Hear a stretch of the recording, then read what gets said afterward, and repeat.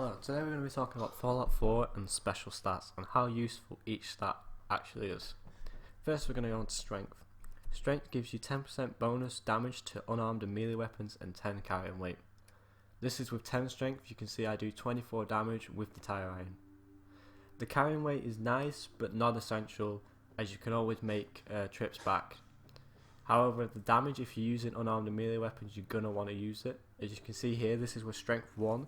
And you can see what a difference it actually makes, as I only do 13 damage now with the tire iron.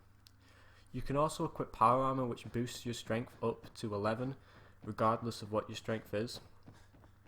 However, I wouldn't recommend doing this if you're planning on using unarmed weapons, as if you don't know, you can't equip unarmed weapons while in power armor.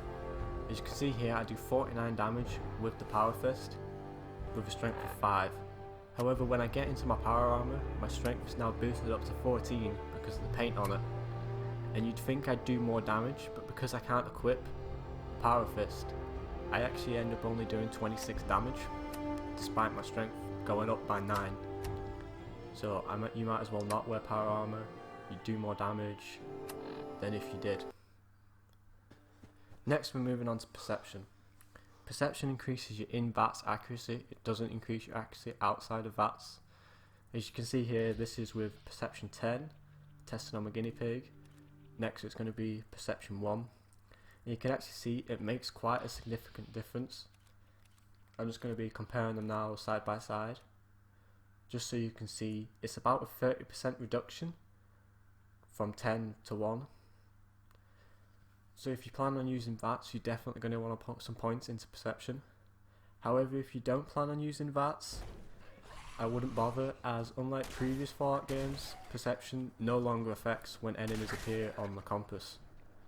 In previous Fallout games, if you had a high Perception, they would appear further away, but they took that out in this one, so it only increases your VATS accuracy. So there's no point putting points to Perception if you're not using VATS, unless you want the perks, which we'll get into in another video. Next we're going to talk about Endurance. Endurance is one of those ones that people say are useless, and they are kind of right. It does give you more health, but it's not that much, and with unlimited leveling, it doesn't make a big deal at the later on when you level up. With Endurance of 10, you have 130 health to begin with, and you gain 7 every time you level up. With Endurance of 1, you gain 85 health to begin with, and you gain 3 every time you level up, so it's not that big of a difference. Next we're going to be going on to the Sprinting. As you can see, on the right is Agility 10, Endurance 1, and on the left is Endurance 10, Agility 1. And you can actually see if I put my points into Agility, I actually sprint further than I would if I put my points into Endurance. So if you're on points, you might as well do that. Another thing to note is if you put all your points into Endurance later on in the game, you will have as much health as someone who put their points into Endurance at the beginning of the game. So if you are struggling and you've already started playing, you can just put points into Endurance and it will boost your health up the same as if you had that many points in Endurance to start off with. Next we're going to be moving on to Charisma. Charisma is a weird one because it is useful, but at the same time it's not. It depends on your playstyle. I buy and sell. Charisma increases the prices at which you can sell and decreases the price at which you can buy. It also increases the way you can persuade people and the number of settlers you can have in your settlement. It is useful because more settlers means you can make more caps. Same with the selling and buying, and same with the persuading people to give you more money. It isn't useful because later on you're gonna have a lot of caps, and even if you have a low charisma, you can just pick up everything and sell it all. I've never really... The consequences of failing a speech check aren't that bad. You just lose out on a few caps, or they won't tell you some information. It's not that big of a deal, and I know a lot of people don't like settlements. So if you don't plan on using settlements, charisma isn't that good of a start, but it is if you want to make caps. Next we're going to be moving on to Intelligence. This is one that I think is quite useless, but a lot of people put points into it. Maybe I'm wrong, maybe it's just the way I think. it increases the amount of XP you gain, which in a game as big as Fallout, you're never going to run out of XP. There's never going to be a point where you're like, oh, I've done everything, especially because enemies respawn. So even with the unlimited leveling, you're going to get bored before you run out of XP. So here you can see there, with the first one it was intelligence 1 and I gained 5 for crafting those little doorways, and 7 with an intelligence of 10. It's about a 27% increase if you put all your points into intelligence, which isn't that significant. It's not that big of an increase considering it's 9 points. There's also a perk in the luck tree that means you can get ×5 the XP, and the more chance of getting this, the lower your intelligence. Another thing intelligence does is helps you with your terminal hacking. The higher your intelligence, the fewer words will appear on the screen.